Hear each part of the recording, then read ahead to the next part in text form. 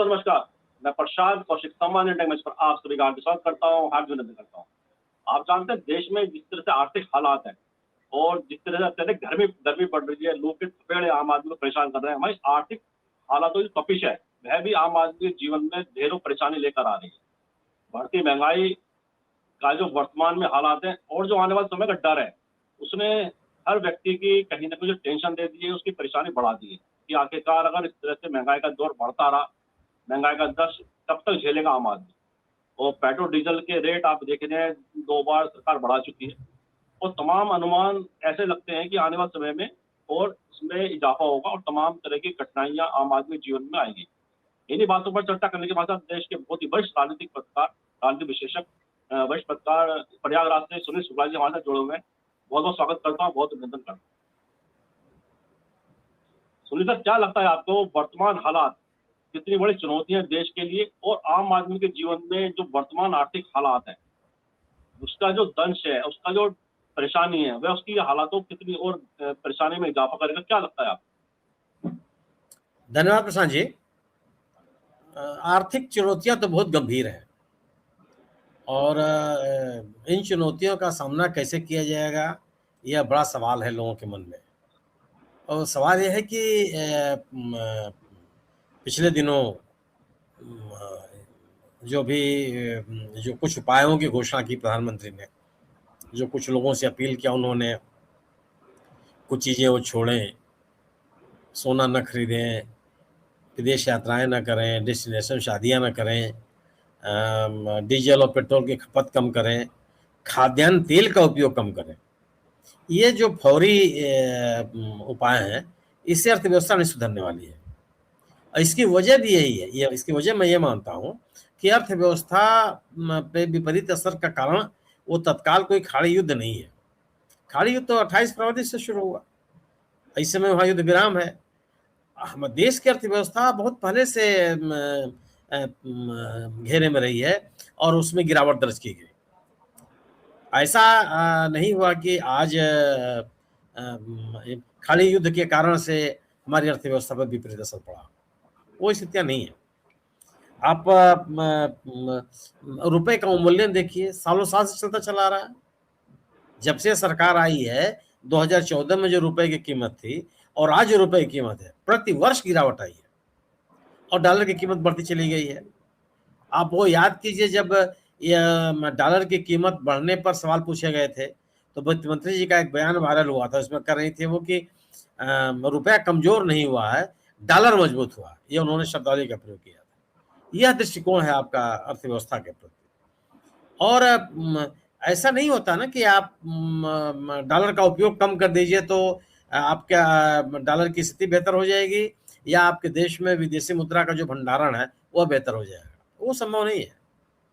विदेशी मुद्रा आप कमाते हैं, कमाते कैसे हैं? निर्यात को बढ़ा करके, आयात को कम करके। स्थिति क्या है कि साल दर साल आयात और निर्यात का जो गैप है वो लगातार बढ़ता चला जा रहा है। आयात बढ़ता जा रहा है, निर्यात घटता चला जा रहा है। वजह इसकी केवल यह है कि आप उत्पादकता पर आपकी निगाह नहीं है। ऐसी चीजों के उत्पादन पर, प्रौद्योगिकी पर आपकी दृष्टि नहीं है जिसके कारण से ऐसी वस्तुओं का उत्पादन हो, ऐसे सर्विस सेक्टर में आप ऐसे कुछ काम कर रहे हैं जिसकी मांग दुनिया में बढ़े। ऐसा कुछ भी नहीं दिखाई पड़ा आपको। जो सरकार तमाम तरह के कार्यक्रमों की घोषणा की, आज उसमें कोई बात नहीं करने वाला। आत्मनिर्भर भारत, मेक इन इंडिया, क्या हुआ इन कार्यक्रमों का? इसमें कोई बात करते हैं क्या आप कि मेक इन इंडिया की स्थिति क्या बनी, कहाँ से कहाँ पहुंचे आप? तो एक ये स्थिति। अब इसके अलावा आपने कुछ ऐसे फैसले लिए जिन फैसलों का ढिढोरा तो बहुत पीटा गया, लेकिन उसका लाभ क्या हुआ? जैसे नोटबंदी। नोटबंदी को लेकर के कितना हल्ला मचाया गया, किस लिए किया गया? मैंने नोटबंदी दुनिया में कहीं कारगर हुई है क्या कि आप यहाँ कारगर हो जाएगी? हो गया। और जो कारण गिनाए गए थे कि अब नोटबंदी से आतंकवादी गतिविधियों पर रोक लगेगी, आतंकवादी संगठनों पर नियंत्रण होगा,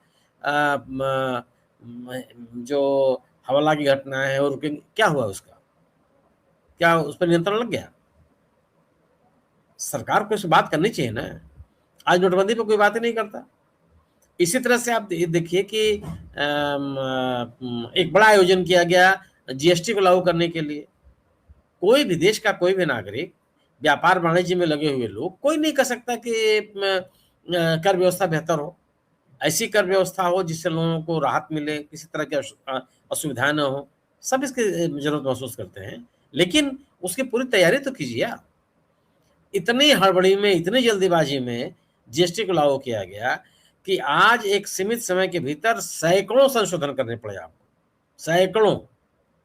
और स्थिति आ गई जिसकी मांग हमेशा से होती रही कि आपको आते आते आते जब उपभोक्ता वस्तुओं की खपत में कमी आई तो आपको जीएसटी की दरों में कमी करनी पड़ी। अब आप नीतियों का विरोधाभास देखिए। आप एक तरफ जीएसटी की दरों में कमी करते हैं उपभोक्ता वस्तुओं की खपत को बढ़ाने के लिए, दूसरी तरफ लोगों से अपील करते हैं कि वो खाद्यान्न तेल का उपयोग न करें, वह डीजल पेट्रोल का उपयोग न करें, वह सोने की खरीद न करें। अब यह भी कितना बेईमानी है कि जिस देश में 80 करोड़ लोग सरकार के द्वारा दिए जा रहे अनाज के ऊपर जीवन यापन कर रहे हैं, ऐसे देश के नागरिकों से आप ये अपील कीजिए कि साहब आप सोना मत खरीदिए। कौन सोना खरीद रहा है? कौन किस में खरीदने की चाहत है? इसके अलावा 12 करोड़ से अधिक ऐसे लोग हैं जो अंत्योदय कार्ड के धारक हैं, वो सोना खरीदने जा रहे हैं। सोना कौन खरीद रहा है? तो ये सोना न खरीदने की जो अपील है, इसका क्या मतलब है? यह तो केवल है ना कि जो मूल विषय है, जो मूल विमर्श है, उसको टालने की कोशिश है। जो देश के सामने आर्थिक चुनौतियां हैं, उन चुनौतियों को आपको स्वीकार करना पड़ेगा। जिन कमजोरियों के कारण, जिन विफलताओं के कारण ये इस हालात पैदा हुए हैं, उनको आपको स्वीकार करना पड़ेगा और उन कमियों और उन समस्याओं को दूर करने की कोशिश करनी पड़ेगी। अगर आप ऐसा नहीं करते हैं तो केवल नारे लगाने से और बयान दे देने मात्र से आप अपने देश की आर्थिक स्थिति बेहतर नहीं कर सकते। दुनिया के किसी देश में ऐसा नहीं हुआ है, आपके देश में भी ऐसा नहीं होगा। जी जी, बिल्कुल ठीक बात है। जैसा आपने कहा कि जो महत्वपूर्ण मुद्दे हैं, उनसे ध्यान हटाने की इस समय लगातार कवायद से दिखाई देती है तमाम बातें जो। अच्छा, ये जो संकट है, आर्थिक संकट, मतलब ऐसा नहीं है कि पता नहीं था, अचानक से नहीं आया। और जब से खाड़ी युद्ध शुरू हुआ, खास तौर से जब से हर कोई अनुमान लगा रहा था, हर कोई इस बात को चेता रहा था कि एक बड़ा संकट आ सकता है। तो ऐसे में जब केवल चुनाव के दौरान सरकार के दावे लगातार ये रहे कि हम पे भरपूर हमारा भंडार है, कहीं कोई समस्या नहीं है, कहीं कोई संकट नहीं है, और एकदम से फिर अचानक से घोषणा करना कि आप ये इस तरह से अपने जीवन यापन करें, इसमें ये ऐसा ना करें, ऐसा करें। तो तमाम जो सवाल हैं, लगातार चर्चा भी काफ़ी सारी इन बातों पे हो चुकी है। लेकिन क्या सरकार को एक पहल करनी चाहिए, स्टेक होल्डर से बात करें और जो विपक्षी दल है उनके भी साथ बैठे एक समाधान की दिशा में एक सर्वमान्य नीति बनाकर, सर्वमान्य विचार बनाकर आगे बढ़े, कुछ संकट में हल मिल सकता है? क्या लगता है आपको? नहीं, बिल्कुल है। जो स्टेक होल्डर्स हैं उनसे विमर्श होना चाहिए। विपक्षी पार्टियों से तो यह सरकार बात ही नहीं करती है, उनको इस लायक समझती ही नहीं है। और ये संभव है क्या? अगर आप विपक्षी दलों से विमर्श नहीं करेंगे, हो सकता है कि आपका राजनीतिक कोई मंतव्य पूरा हो रहा हो, लेकिन देश का तो नहीं भला होने वाला, क्योंकि विपक्षी दल भी जनता के प्रतिनिधि हैं। विपक्ष को भी जनता ने ही चुना है। तो अब जनता के लोग के जो जनप्रतिनिधि है उनसे आप क्यों नहीं बात करेंगे? क्यों नहीं आपको बात करनी चाहिए? तो विपक्षी दलों से ही विमर्श की स्थिति हो, ये आवश्यक भी होता है। और जो सफल सरकारें रही हैं वो विपक्ष से बात करती रही हैं। विपक्ष को देश का प्रतिनिधि बना करके अंतर्राष्ट्रीय संगठनों पे भेजती रही हैं, अंतर्राष्ट्रीय मंचों पे भेजती रही हैं। कोई ऐसा नहीं है कि पहले नहीं हुआ है, और ये एक आदर्श स्थिति है, बल्कि एक ऐसी जिसकी जरूरत है, एक ऐसी स्थिति जिसकी आवश्यकता है। लोगों को इसको मानना चाहिए। नहीं कर रहे हैं आप। जो अर्थव्यवस्था से जुड़े हुए लोग हैं, उद्योगपति हैं, व्यापारी हैं, उत्पादककर्ता हैं, छोटे व्यापारी हैं, बड़े व्यापारी हैं,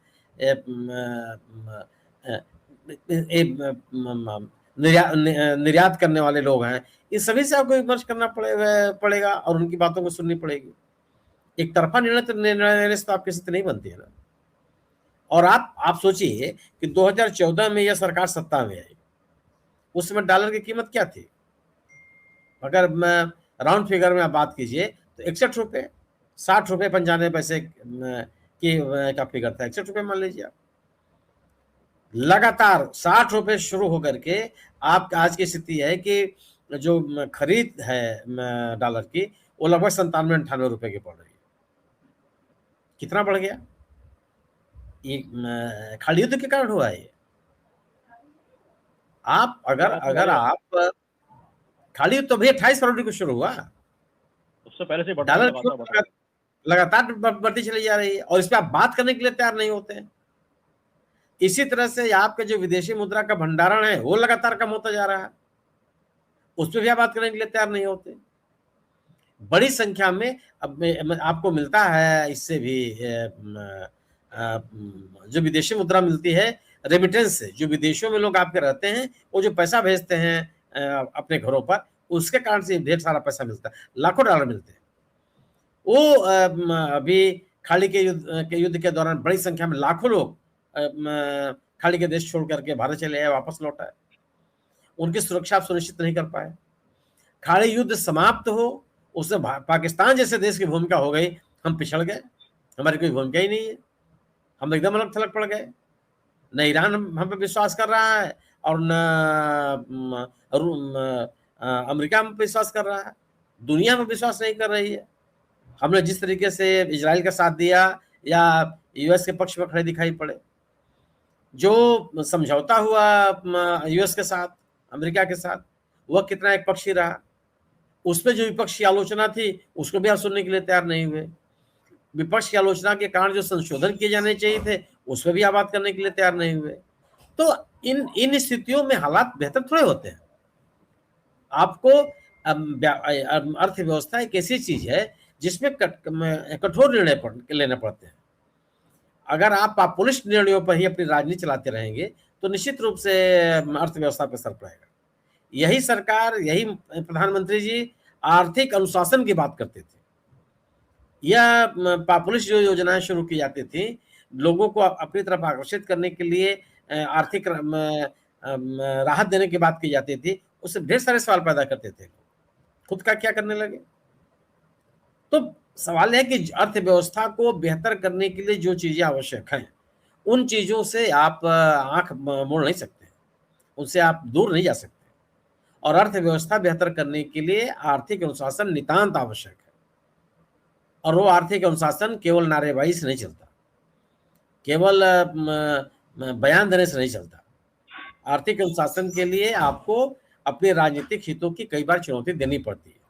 और अभी आप देखिए, ये जो अभी घोषणा की गई, प्रधानमंत्री ने जो घोषणा किया, ये क्या अभी मैंने चुनाव के जस्ट बाद, विधानसभा के चुनाव निपट गए, पूरा अभियान चल गया, उसके बाद आप इसी घोषणा कर रहे हैं? क्या इसकी जरूरत पहले नहीं थी? भारत के पहले जो चुनौतियां सामने आ रही थी पूरी दुनिया पर, उसको लेकर के पाकिस्तान जैसे देश ने अपने नागरिकों से अपील किया कि वह आर्थिक अनुशासन बरतें, वह डीजल पेट्रोल की खपत को कम करें, वो अर्थव्यवस्था में अपना योगदान करें। पाकिस्तान ने, नेपाल ने जैसे देशों ने, और ब्रिटेन, इटली, ऑस्ट्रेलिया, थाईलैंड जैसे बड़े इन देशों ने भी अपने नागरिकों से अपील की। उन्होंने कई तरह के निषेध लगाए अपने लोगों के ऊपर। हम बात ही नहीं करने के लिए तैयार थे। जब कहा जा रहा था लोगों से कि देश में गैस की, डीजल पेट्रोल की कमी हो रही है, इसका उसके ऊपर सरकार को ध्यान दिया जाए, सरकार की तरफ से क्या बयान आ रहे थे? नहीं नहीं नहीं, कोई कमी नहीं, किसी तरह का करने की जरूरत नहीं है, और जो लोगों की जरूरतें हैं पूरी की जाएंगी। उसके बाद जब आपने बयान दिया कि नहीं है, कमी है, और आपने अचानक दाम बढ़ा दिए, तो दाम बढ़ाने के बाद और लोगों से डीजल पेट्रोल की खपत कम करने के बाद सरकार का अपना रवैया क्या है? प्रधानमंत्री ने यह घोषणा की और घोषणा के तत्काल बाद वो बड़ोदरा में, हैदराबाद में बड़े बड़े रोड शो को सोच कर रहे हैं। सैकड़ों की संख्या में उसमें गाड़ियां लग रही हैं, लोगों को उनकी कार्यक्रम में ढोने के लिए बड़े बड़े वाहन लगाए जा रहे हैं। सब हुआ। अभी गुवाहाटी में जो शपथ ग्रहण समारोह हुआ, पूरे देश भर के लोगों को आपने इकट्ठा कर लिया। भाई ये कार्यक्रम ऐसे हो जाने दीजिए, आप उसको राजनीतिक एक इवेंट बनाने की क्या जरूरत है? और अगर आपको अपने आयोजनों को इवेंट बनाने की आवश्यकता है, तो आम आदमी अपने कार्यक्रमों को इवेंट बनाता है, तो कैसे उसको आप रोक सकते हैं? उसे आप कैसे एक आत्मानुशासन की उम्मीद कर सकते हैं? फिर प्रधानमंत्री जी विदेश यात्रा पे गए। प्रधानमंत्री की विदेश यात्राओं पे सवाल नहीं खड़े किए जाने चाहिए। आर्थिक विदेश नीति की जरूरत है, द्विपक्षीय संबंधों की जरूरत है, लेकिन ऐसे भी विदेश यात्राएं हैं जो तत्काल बहुत महत्वपूर्ण हो, उनको टाला भी जा सकता है। खैर, मान लीजिए कि इसका परीक्षण आप नहीं कर सकते कि महत्वपूर्ण है या नहीं है, वो सरकार तय करेगी। लेकिन विदेश यात्राओं के दौरान फिर वही बड़ी बड़ी सभाएं करना, बड़ी बड़ी रैलियां करना, जनसभाओं में के कार्यक्रम आयोजित करना, लोगों को आमंत्रित करना, क्या उसमें डॉलर नहीं खर्च होता? क्या वो मुफ्त में चीजें होती है? वो पैसा अगर एम्बेसी खर्च करती है तो क्या वो आपके आपके ऊपर उसका असर नहीं पड़ता? आपकी विदेशी मुद्रा पर क्या असर नहीं पड़ता? हो क्या वो कार्यक्रम टाले नहीं जा सकते हैं? तो लोगों से अपील करने के साथ साथ ये भी उम्मीद की जाती है कि जो सरकार के ऊपर दायित्व है एक आदर्श प्रस्तुत करने की, वो सरकार तो भी तो करती दिखाई पड़े। मंत्रियों ने एक रील बना के डाल दिया कि साहब कोई टेम्पो चल रहा है, कोई ऑटो चल रहा है, कोई साइकिल जा रहा है, कोई मोटरसाइकिल जा रहा है। उसके बाद अभी महाराष्ट्र के मुख्यमंत्री फडणवीस साहब का एक वीडियो वायरल हुआ कि मोटरसाइकिल से जा रहा है हेलमेट वगैरह पहने हुए। दूसरे ही दिन एक वीडियो जारी हुआ जिसमें वो बड़ी गाड़ियों के साथ पुणे में दिखाई पड़ रहे हैं। वो गलत है सही है मैं नहीं जानता, लेकिन खूब उसके नाम पे वायरल हुआ, खूब लोगों ने देखा। जिस दिन ने उत्तर प्रदेश में आप देखिए, अपने पार्टी के राजनीतिक कार्यक्रमों में चार्टर्ड हेलीकॉप्टर और जहाज से आपके प्रदेश सरकार के मंत्री घूम रहे हैं विभिन्न जिलों में। उनके काफिले में कोई कमी नहीं आई। जो सामान्य विधायक हैं वो भी और पूर्व मंत्री हैं, वो अपने काम में गाड़ियों में अपने काफिले के साथ सुरक्षा कर्मियों की एक भारी भरकम संख्या लेके चल रहे हैं। अगर मतलब इसकी क्या जरूरत है? लेकिन एक राजनीतिक माहौल बनाए रखने के लिए, अपना औरा दिखाने के लिए, एक शो ऑफ के लिए, कार्यक्रमों का एक इवेंट बनाने के लिए, ये जो अब सरकार करती रही है, भारतीय जनता पार्टी की सरकार करती रही है, वो भी कर रहे हैं। आपको लोगों से आप मित्रता बरतने की उम्मीद कर रहे हैं, लेकिन खुद नहीं करेंगे, ये स्थिति है।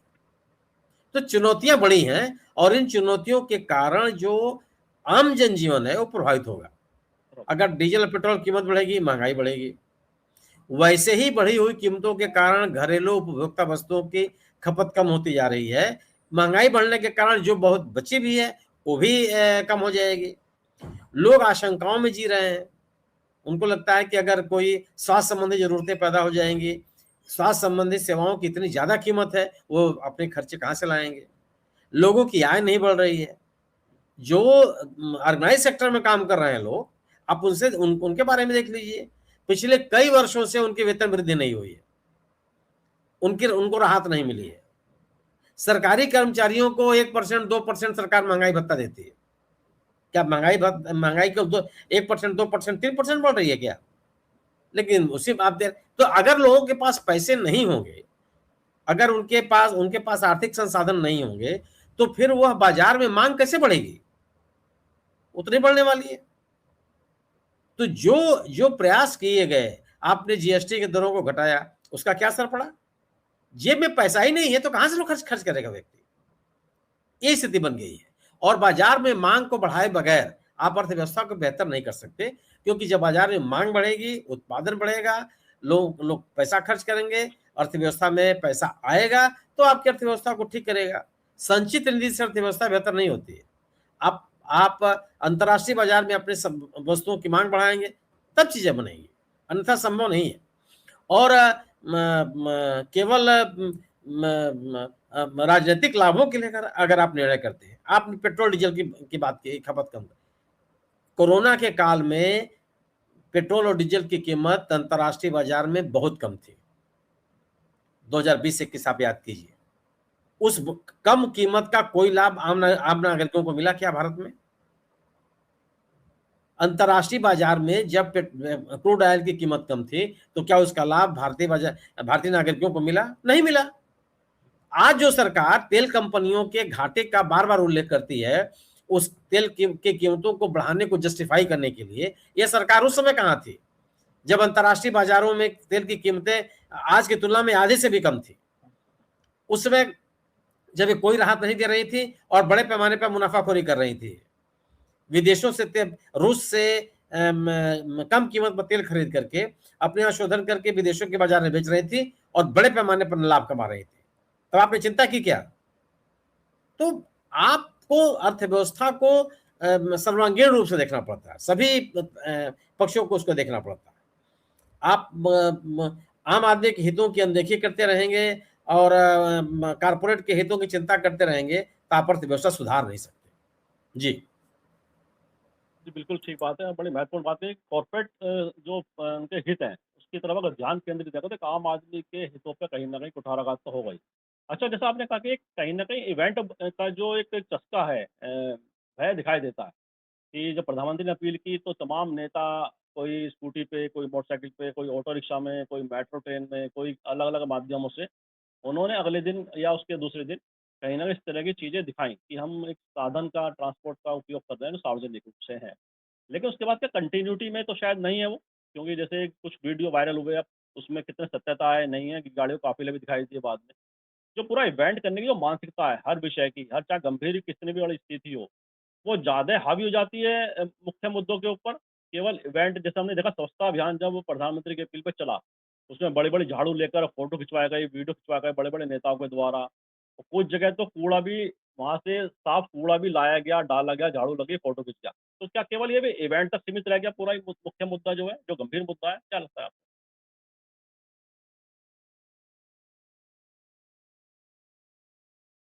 आप म्यूट हैं भाई। या अगर यह इवेंट नहीं था तो और क्या था? क्या किसी भी राज्य का मुख्यमंत्री, किसी भी राज्य का मुख्यमंत्री मोटरसाइकिल से कार्यालय जा सकता है? संभव है ये? अगर आप मोटरसाइकिल से जाते हुए दिख रहे हैं तो केवल सिवाय एक सार्वजनिक प्रदर्शन के अलावा और क्या है ये? आप ऐसे निर्णयों को दिखाइए जो व्यवहारिक रूप से संभव हो और उनके उनके कारण से जो बात आप कर रहे हैं उसका परिणाम भी आपको मिलता हुआ दिखाई पड़े। 20 से 25 गाड़ियों का जो काफिला चलता है उसको रुकिए। 2 गाड़ियां पर्याप्त है, एक पर मुख्यमंत्री बैठे, एक पर सुरक्षा कर्मी बैठे हुए, जाइए आप।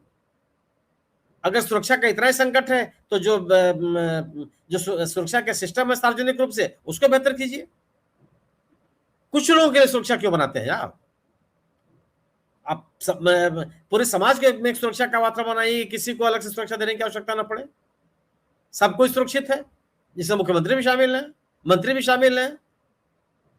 लेकिन सरकार के लोगों को सुरक्षा के नाम पर बड़ी संख्या में गाड़ियां और बड़ी संख्या में सुरक्षा कर्मियों को तैनात कर देना और सार्वजनिक सुरक्षा के उपायों की अनदेखी करना, यह तो कहीं से उचित नहीं है। ये दुनिया में कहीं नहीं दिखाई पड़ता। सार्वजनिक परिवहन की स्थिति देख लीजिए आप। सार्वजनिक परिवहन को कितना बेहतर बनाने का प्रयास किया आपने पिछले 1 दशक में। सार्वजनिक परिवहन को डीजल और पेट्रोल से मुक्त रखने की कितनी कोशिशें आपने की? क्या आपको कहीं किसी शहर में बसें बिजली से चलते हुए दिखाई पड़ती हैं क्या? दिखाई पड़ रहा है कहीं?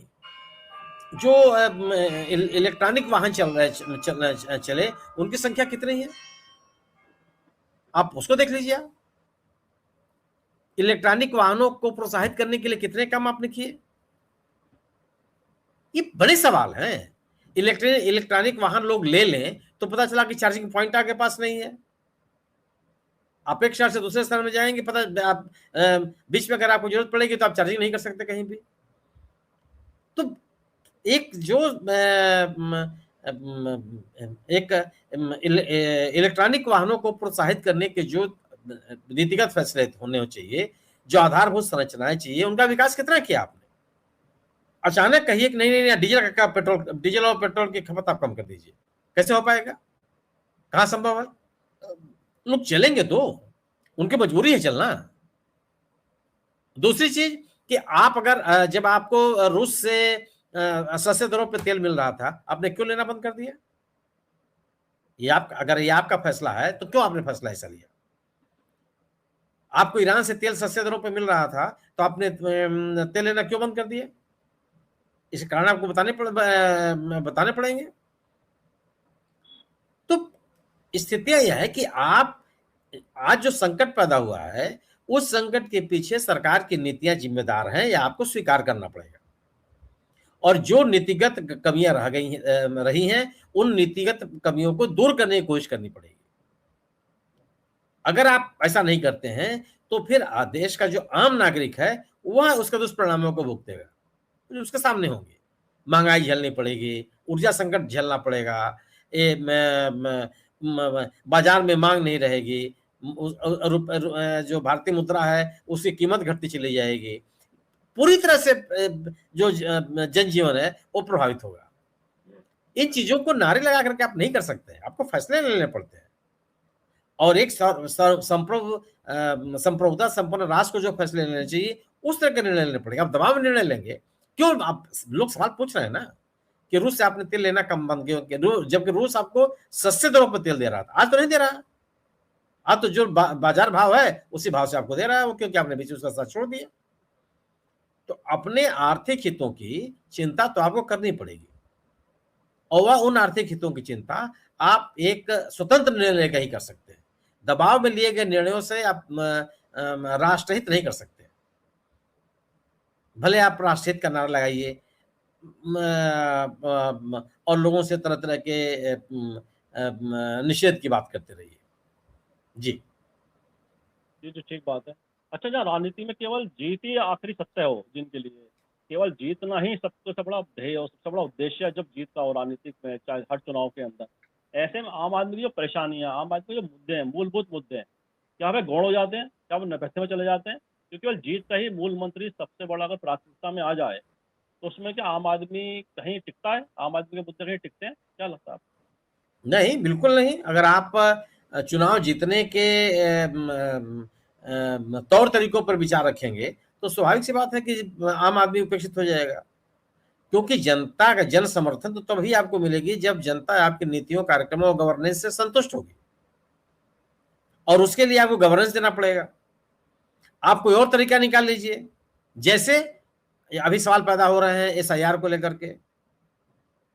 पश्चिम बंगाल में 90 लाख लोगों का नाम आपने मतदाता सूची से काट दिया। क्यों काटा? 27 लाख लोग ऐसे हैं जो अनिर्णय की स्थिति में पड़े हुए हैं, न वो मतदाता बन पा रहे हैं और न उनको आप गैर भारतीय नागरिक घोषित कर रहे हैं। जो लोग अब पश्चिम बंगाल की सरकार कर रही है कि जिन लोगों का नाम मतदाता सूची में नहीं है उनको आप बाहर करेंगे, कहां भेजेंगे ले जाकर के? एक तरह का सुरक्षा का भाव क्यों पैदा कर रहे हैं? आप कहां ले जाएंगे? क्या बांग्लादेश उनको ले लेगा? पाकिस्तान को ले लेगा? कौन लेगा? और अगर आप ऐसे लोगों को जबरदस्ती कहीं लेके छोड़ देते हैं तो मानवाधिकार का उल्लंघन नहीं होगा क्या? 75 सालों में जो जो एक स्थिति भारत की बनी है वो इसीलिए बनी है। तो आप चुनाव के जीतने के तरीके खोज करके आप ध्रुवीकरण की बात कीजिए, मतदाताओं का नाम काट दीजिए, अन्य जो तरीके हैं उसको आप उस पर आप चर्चा कीजिए, तो स्वाभाविक सी बात है कि आम आदमी के हित प्रभावित होंगे। फिर गवर्नेंस रह कहाँ जाएगी? अब बिना गवर्नेंस के अगर आप चुनाव जीतने की कोशिश करते हैं तो सवाल तो पता ही होंगे। बड़ा सवाल है। मुझे लगता है कि पूरे देश को सोचना चाहिए कि आखिर लोगों को मताधिकार से वंचित करने की जो कोशिशें हैं, ये देश को कहां ले जाएंगे? लोकतंत्र को कहां ले जाएंगे? जिस लोकतंत्र के लिए, जिस देश के आजाद मताधिकार पाने के लिए लोगों ने कितने संघर्ष किए हैं दुनिया के पैमाने पर कि हमको वोट देने का अधिकार मिले, इसके लिए कितने संघर्ष हुए हैं। भारत देश में जो मताधिकार की स्थिति बनी 21 साल से 18 साल किया गया, इसी देश में किया ना, इसी देश में कांग्रेस की सरकार थी, राजीव गांधी की सरकार संबोधित थी, जिससे 18 साल उम्र किया घटा के 21 साल से। महिलाओं को मताधिकार दिया गया इसी देश में, पहले महिलाएं अधिकारों से वंचित थी। तमाम देशों में जब अभी मताधिकार लोगों को नहीं मिले हुए थे, खास किस्म के लोगों के मताधिकार की बात की जाती थी, भारत ने सार्वभौमिक मताधिकार की पहल की और पहला चुनाव ही सार्वभौमिक मताधिकार के आधार पर किया। तो जिस मताधिकार के लिए लोग सालों साल संघर्ष करते रहे हैं, उसको आप एसआईआर के नाम पर उनसे छीन लीजिए। और भारतीय जनता पार्टी से बड़ी पार्टी कोई राजनीतिक दल ऐसा हो सकता है क्या कि जो अपने देश की जनता से मताधिकार के छीने जाने का कोई भी निर्णय हो उस पर चुप रहे हो? उसका संज्ञान न ले। ये हो रहा है, तो आम आदमी को सोचना पड़ेगा कि जो कुछ भी देश में हो रहा है, वह उनके हितों के कितने प्रतिकूल है। जी। जी, जी, बहुत महत्वपूर्ण बात है। अच्छा, कार्यक्रम अंत में आते हैं और अंतिम प्रश्न है कि जब कोई अपनी गलतियों को स्वीकार करने की स्थिति में ना हो, तो उसे गलतियाँ स्वीकार करना ही नहीं चाहता हो, तो इसमें सुधार की गुंजाइश कहाँ रहती है? क्योंकि सुधार की गुंजाइश जब ही होती है जब आप गलतियों को मानेंगे, स्वीकार करेंगे या कहीं न कहीं उसमें एक परिवर्तन करने की आपके अंदर एक इच्छा होगी। तो जब वो इच्छा ही नहीं दिखाई देती है, वो गलतियाँ सुधारने की कवायद दिखाई नहीं देती है, ना मन दिखाई देता है, तो ऐसे में वो गलती सुधरेगी कैसे? हालात कैसे बदलेंगे? क्या लगता है? नहीं, ये तो सही है कि अगर आप अपनी कमियों को स्वीकार नहीं करेंगे, तो उन कमियों में सुधार नहीं कर सकते। अगर आप ये मान के चल रहे हैं कि जो कुछ भी है, जो कुछ भी हमने कह दिया वही अंतिम सत्य है, तो फिर उसमें सुधार की संभावनाएँ खत्म हो जाती हैं। और जब सुधार की संभावनाएँ खत्म होती हैं, तो स्वाभाविक सी बात है कि उसका असर आम नागरिकों के ऊपर पड़ता है। आपको ये स्वीकार करना पड़ता है कि हमारी आर्थिक नीतियाँ किस तरह की रही हैं और किन आर्थिक नीतियों के कारण देश की ये स्थिति बन गई। आपको स्वीकार करना पड़ेगा कि पर्यावरण सुरक्षा के लिए हमसे क्या कमी रह गई है, कौन-सी कमियाँ रह गई जिसके कारण से इस बेतहाशा गर्मी का सामना करना पड़ रहा है पूरे देश को या देश के बड़े हिस्से को। स्वीकार करना पड़ेगा आपको। उन कमियों को आपको दूर करनी पड़ेगी। ये कौन से कारण हैं जिससे भारतीय जो मुद्रा है उसका लगातार अवमूल्यन होता चला जा रहा है अंतर्राष्ट्रीय तमाम मुद्राओं की तुलना में? किन कारणों से हो रहा है? उसको उसके उस कमियों को आपको देखना पड़ेगा। वो कौन से कारण हैं कि प्रेस की आज़ादी के इंडेक्स में हम नीचे से हमारी पोज़ीशन हो गई है कि 180 देशों के बीच में 157 या 158 नंबर पे हम पहुँच गए हैं। कौन से कारण हैं? जिस मानवाधिकार के लिए, जिस नागरिक स्वतंत्रता के लिए, जिन लोकतांत्रिक मूल्यों के लिए, जिन आज़ादी के मूल्यों के लिए का समर्थक के रूप में भारत की पहचान होती रही है, वह उसकी स्थिति आज दुनिया के पैमाने पर एकदम अलग-थलग क्यों होती चली जा रही है? दुनिया में शांति कायम करने के लिए पाकिस्तान की भूमिका को महत्व मिल रहा है और भारत की भूमिका गौण हो गई है। इन विषयों को आपको विचार करना पड़ेगा। और जो भी इसके कारण हैं, उन कारणों की तलाश के बाद तलाश और उनकी पहचान करते हुए उसमें सुधार करने की ज़रूरत पड़ेगी। अन्यथा आप अपने उद्देश्यों में सफल नहीं हो सकते। हो सकता है कि आपको राजनीतिक लाभ मिल जाए, चुनावी जीत मिल जाए, तब लेकिन देश और समाज का भला होने वाला नहीं है इससे। जी। ठीक बात है। चाहे चुनाव में जीत मिल जाए लेकिन जो समाज का भला है, जो आम आदमी का भला है, वह कहीं न कहीं पीछे रह जाता है। और इन्हीं जो सारी मुख्य बातें हैं, आपने बड़े विस्तार से उसका विश्लेषण किया, बताया भी किस तरह से आम आदमी की कठिनाइयों में इज़ाफ़ा होता दिखाई देता है। और सरकार कहीं न कहीं डिनायल मोड में दिखाई देती है क्योंकि वह अपनी गलतियों में, अपनी नीतियों में कहीं भी पारदर्शिता ना लाना चाहती है, ना उन चीज़ों के साथ डिस्कस करना चाहती है, उन स्टेक होल्डर के साथ, जो इस पूरे विषय से जुड़े हुए हैं, मुख्य लोग हैं। मुख्य अगर जो विशेषज्ञ हैं, विभिन्न चाहे विचारधारा के लोगों, विभिन्न पार्टियों के लोग हों, उनसे बैठेंगे, बात करें तो अच्छा निष्कर्ष, अच्छा समाधान की दिशा में हम आगे बढ़ सकते हैं। इन्हीं शब्दों से चर्चा को विराम भी देते हैं और मैं आपका बहुत आभार व्यक्त करता हूँ, धन्यवाद व्यक्त करता हूँ कि आपने हमारे दसवां समय निकाला। बहुत-बहुत धन्यवाद। और मैं आप सभी से भी आग्रह करता हूँ इसको लाइक करें, शेयर करें, कमेंट करें। साथ ही संवाद इंडिया यूट्यूब चैनल को सब्सक्राइब कर बेल आइकन अवश्य दबाएँ, इससे चैनल के अपडेट आपको समय से मिलते रहें। एक आग्रह और हमारे कमेंट बॉक्स में मन प्रतिक्रिया अवश्य लिखें। जो आपकी जो प्रतिक्रिया होती है उनसे हमें पता चलता है हमारी चर्चा कैसी लग रही है। आप सुझाव देना चाहते हैं वह भी दीजिए, कि वो सुझाव हमारा मार्गदर्शन करते हैं, हमारी हौसला अफजाई करते हैं। और आग्रह हमारे चैनल संवाद इंडिया को जरूर सब्सक्राइब करें, साथ ही बेल आइकन दबाएं और साथ ही हमारे चैनल का लिंक सभी अपनों को जरूर शेयर करें। इस सभी के साथ बहुत बहुत धन्यवाद, बहुत बहुत